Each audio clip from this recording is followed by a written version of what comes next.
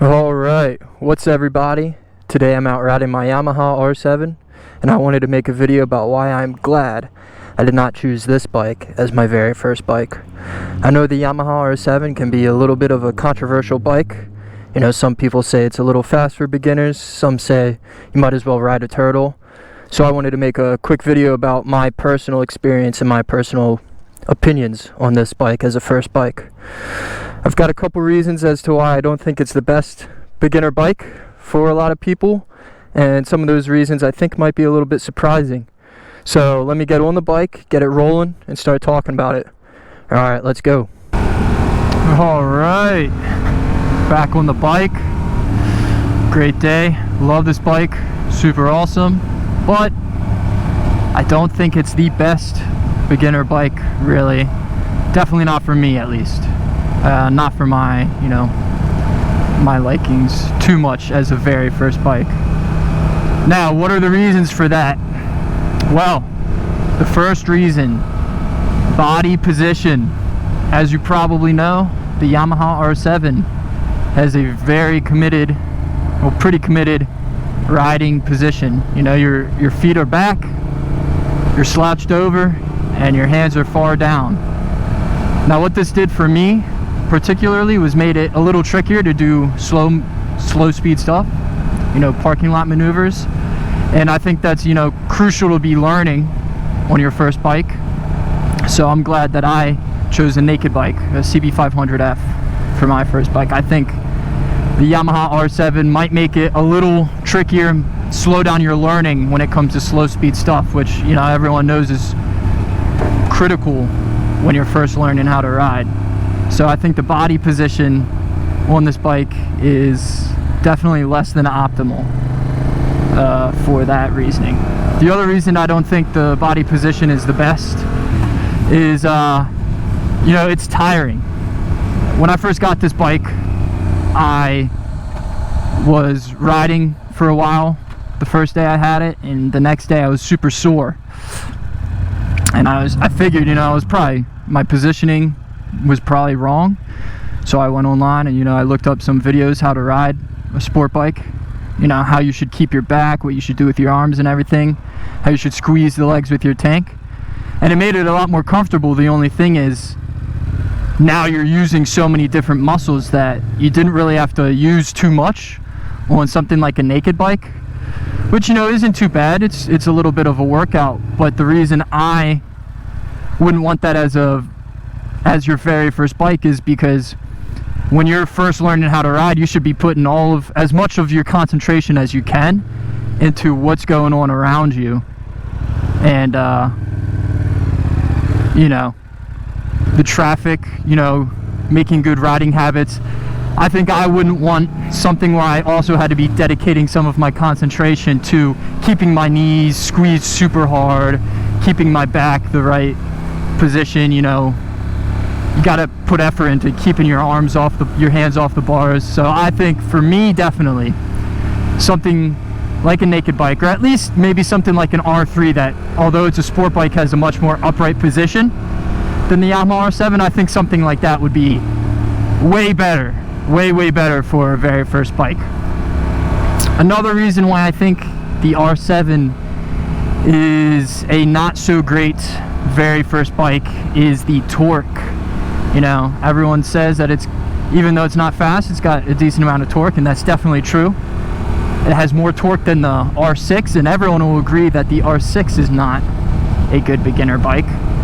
Well, most people will. Obviously, some people start on them, they can, but general consensus is there's definitely better options.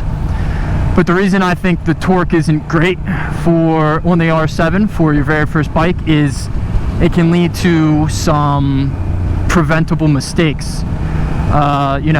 Let's say you're going for a downshift and you accidentally rev too high and you let off the clutch, and then you accidentally jerk forward. I've done that a few times on this bike, and I think if it was something that I was very much first starting out on the bike, it would definitely caught me by more surprise than it does now.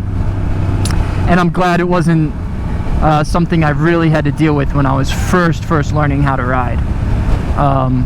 Obviously I'm still learning and stuff to this day, but when I was very uncomfortable on the bike, not used to riding and everything at all, I think that could have got me into more trouble than it definitely would now. Another thing with the torque is, you know, if you're going through a corner and you're just trying to slightly roll on the throttle, you know, on this bike it's very easy to kind of just give it too much throttle and jerk yourself forward in the middle of a turn. And that's something I definitely am glad I didn't have on my very first bike, because it was a lot more forgiving, I think, honestly, you know, a 500cc rather than a 700. And the last reason that I think that this bike, it was definitely wouldn't have been a very good first bike for me, is that even though it doesn't top out very high, you know, going above 100 isn't the best on this bike, as everyone on Instagram and YouTube will let you know, it does accelerate pretty quickly at lower speeds, meaning it's a lot easier to get up to higher speeds than you should be when you're in the twisties, for example. Now, if you're someone who has great self-control, you know, that's not really something you have to worry about, because obviously it's got, I mean, it's only going to go as fast as you make it go, and it's got a linear power delivery.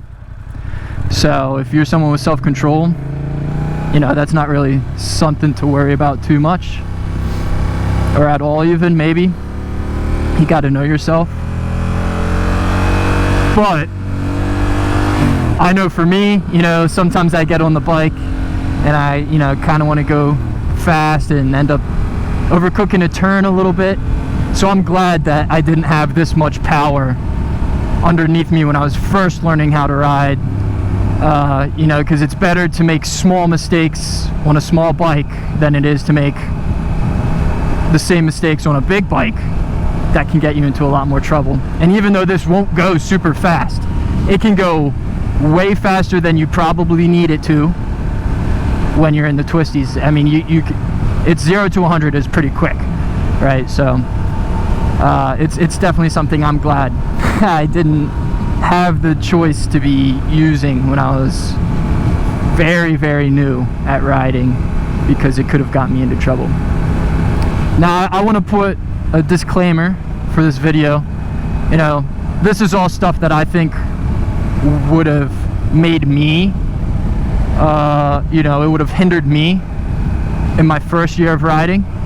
I'm not saying that's how it would be for everyone, you know. There's going to be people that are just naturally better at riding than I am, you know, just don't have to worry about, you know, the slow speed stuff I was talking about.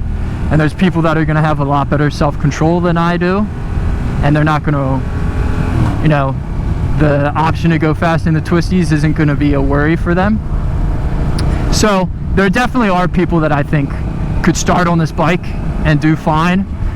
I just think that for me, definitely wouldn't have been a great first bike. And I just think that, you know, the stuff that I talked about in this video is probably useful stuff to know if you're considering getting this bike as a first bike. You know, you just kind of have to think, does it apply to you? You know, how, I know it's kind of hard to know if you've never ridden before, which is why I would say probably better being safe and going with something smaller, like a 400, 500 like I did.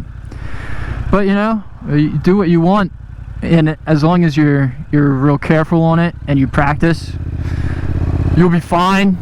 But I think definitely for me, if I were to give advice to myself, someone just like myself, I would say definitely don't get the R7 as a very first bike. I think after riding the CB500F for 1 year and then going to the R7, I think it was great. Because, you know, this thing isn't like a crazy bike. You don't need, you know, years and years of experience to ride it, I don't think. Just pretty much be comfortable on a bike and kind of know what it's like, you know yourself as a rider before you get a bunch of power underneath you. Or, you know, as everyone will remind you, not a bunch of power, just a little bit. So yeah, if anyone has a Yamaha R7, has switched to one or started on one, let me know what you think. You know, would it be a good starter bike, a very first bike. Is anyone glad that they didn't start on one? Is anyone glad that they did? Does anyone think that they wish they started on an R7? I'm kind of curious if I'm the only one who thinks that. So yeah, I guess that's it for a video, and let me know what you guys think. All right, see you.